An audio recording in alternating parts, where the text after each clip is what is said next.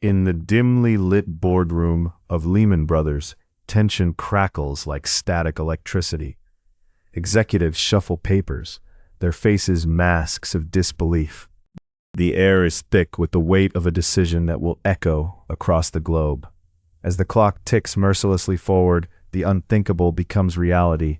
The empire they've built teeters on the brink of collapse. How did the 2008 financial crisis actually happen? The year is 1850. In the bustling streets of Montgomery, Alabama, a young German immigrant named Henry Lehman opens a modest dry goods store. This small venture, built on determination and a keen eye for opportunity, plants the seed for what will become Lehman Brothers. Fast forward over a century and a half, Lehman Brothers stands as a titan in the financial world. Its name is synonymous with power and prestige, a beacon of success on Wall Street. Ordinary people entrust their savings and futures to its prowess, believing in the stability it promises. Careers flourish under its roof, and pensions grow robust. At its height, Lehman Brothers embodies the American dream. In glittering offices, deals worth millions are brokered.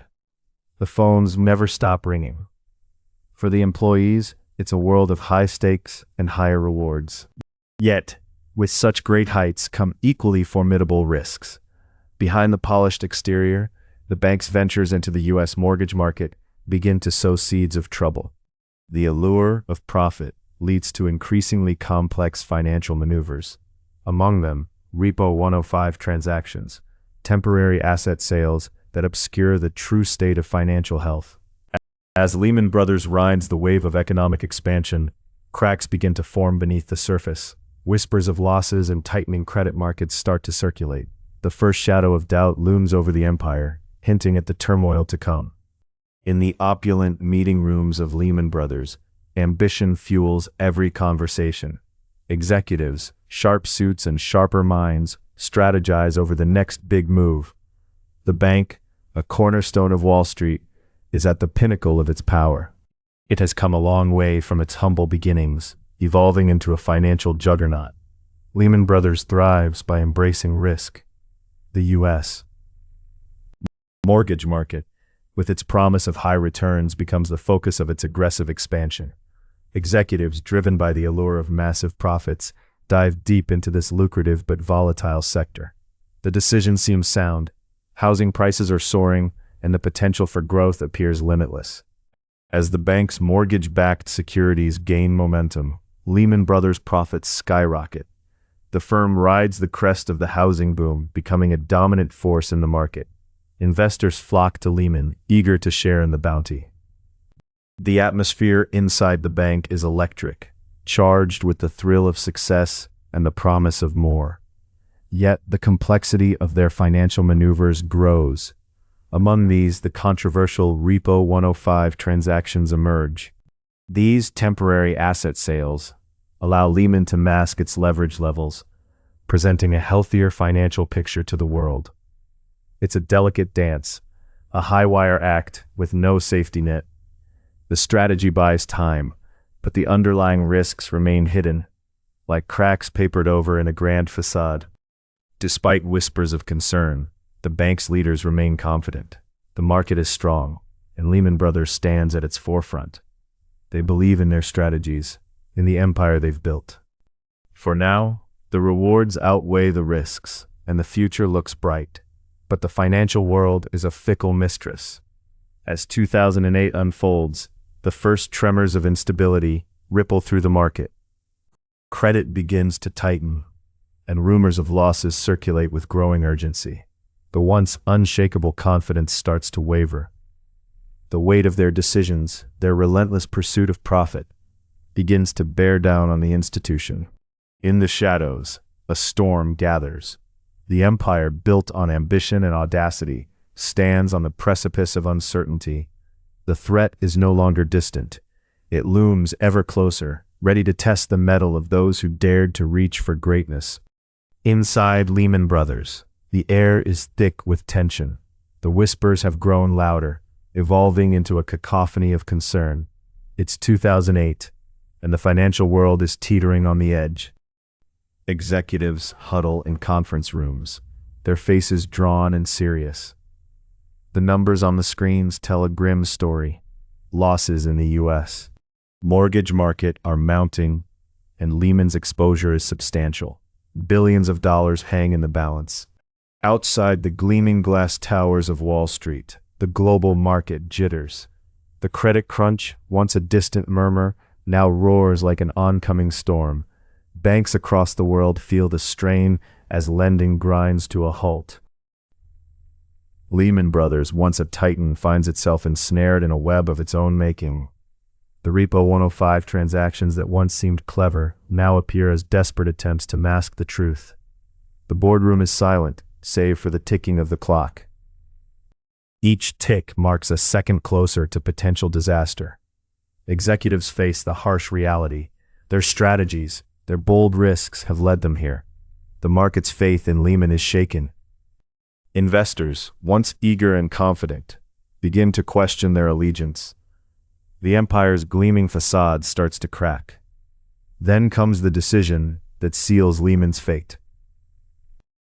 On September 15, 2008, PricewaterhouseCoopers is appointed as administrators for Lehman's European operations. The announcement sends shockwaves through the financial world. Phones ring incessantly, echoing the chaos and uncertainty that grip the market. The news spreads like wildfire, igniting panic and fear. Thousands watch as their careers and pensions evaporate.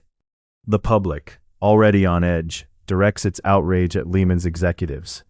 Accusations of misleading practices fuel the fire, and the company's reputation crumbles. Share prices plummet, dragging the global market with them.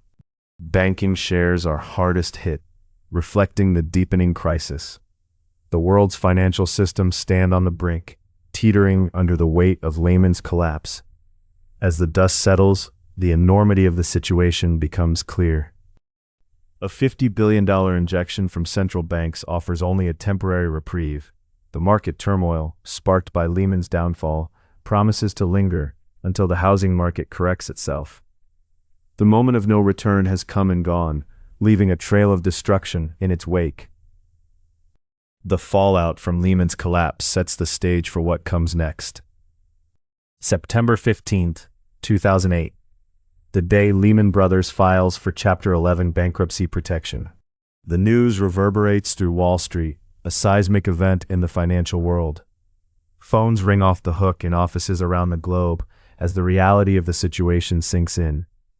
Lehman, a titan of finance, has fallen. Inside Lehman's headquarters, the atmosphere is tense.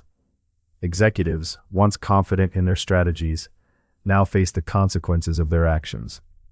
The losses in the U.S. mortgage market, measured in billions, have proven insurmountable. The Repo 105 transactions, once a clever accounting maneuver, now appear as desperate attempts to disguise the truth. The empire has crumbled. As Lehman collapses, the ripple effects spread rapidly.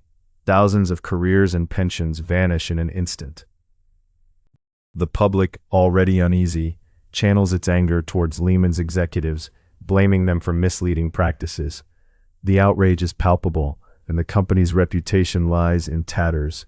The global market reacts with panic. Share prices plummet, and banking shares suffer the most. The financial systems of the world groan under the pressure, struggling to maintain stability. Central banks step in, injecting $50 billion in a bid to calm the storm, but the relief is temporary.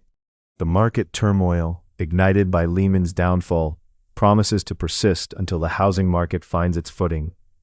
Meanwhile, J.P. Morgan seizes an opportunity amidst the chaos, acquiring Bear Stearns. This move signals a shift in the financial landscape, as power dynamics begin to realign. The collapse of Lehman Brothers marks a turning point, a moment when the fragility of the financial system is laid bare for all to see. The dust begins to settle, but the crisis is far from over. The world watches, waiting to see what will happen next. The collapse of Lehman Brothers is not just a story of one bank's failure. It exposes the fragility of the entire financial system. Misleading financial practices, like the Repo 105 transactions, reveal the desperation at the heart of Lehman's operations. These maneuvers, intended to mask the truth, ultimately lead to a loss of trust. As trust evaporates, so does stability. The repercussions are swift and severe. Thousands lose their jobs and pensions, their futures upended in an instant. The public's anger towards Lehman's executives is proof of the betrayal felt by many. The global market, already on edge, spirals into chaos. Share prices nosedive, with banking shares suffering the most. The financial world teeters on the brink, its vulnerabilities laid bare. This crisis teaches a harsh lesson. Transparency and accountability are not optional. When financial giants falter, the consequences ripple outward, affecting millions. The collapse of Lehman Brothers is a stark reminder of the interconnectedness of global finance. As the dust begins to settle, the world braces for what comes next. In the shadow of Lehman Brothers' downfall, the world stands at a crossroads. The 2008 financial crisis was not just a singular event, but a cascade of failures, from misleading practices to unchecked risk-taking. As the dust settles, the truth becomes clear. The financial system's fragility was exposed by a combination of greed and oversight failures. The collapse triggered a chain reaction, shattering lives and economies worldwide. Markets have faltered, and trust has been broken. Yet, in this chaos lies a lesson: the need for transparency and accountability. The financial world now faces a critical choice: to rebuild with integrity or risk repeating history.